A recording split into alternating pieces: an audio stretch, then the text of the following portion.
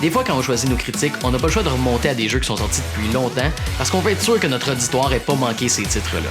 Et c'est pour ça qu'aujourd'hui, je vous présente un classique du VR, Space Pirate Trainer.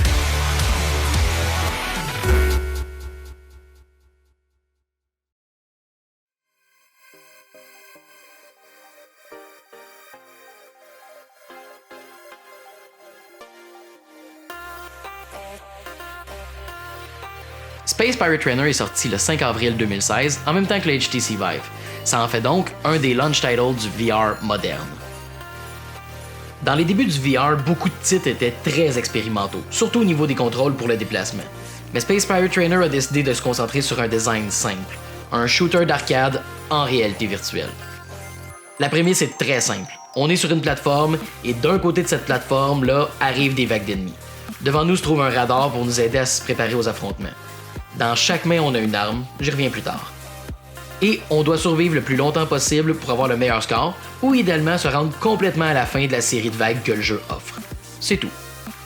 Le fait que le jeu n'utilise aucun déplacement artificiel et nous force à se déplacer pour vrai dans tous les sens pour éviter les attaques en fait rapidement un jeu très physique et c'est encore aujourd'hui un des meilleurs exemples de comment la réalité virtuelle peut changer complètement la façon dont on interagit avec les jeux vidéo.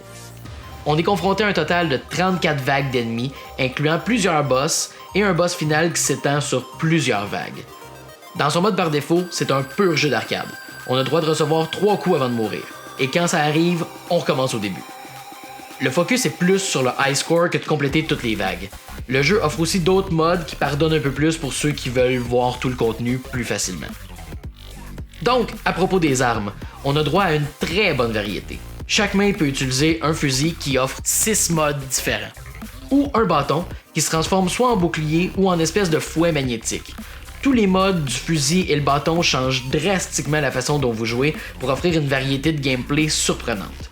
C'est à vous de décider si vous changez d'arme pour mieux vous adapter à chaque vague ou si vous y allez d'un bout à l'autre avec la même arme. Si vous y allez pour la seconde option, le jeu offre des leaderboards séparés pour chaque arme. Comme j'ai dit plus tôt, les high scores sont au centre du jeu, comme dans les classiques d'arcade qui l'ont inspiré. Le jeu est a priori assez simple mais brille par son attention aux détails et son exécution. Par exemple, lorsqu'un tir ennemi approche, le jeu ralentit, les sons s'estompent, bref, on ne se fait pas frapper de nulle part sans savoir d'où ça venait. On a l'occasion de réagir.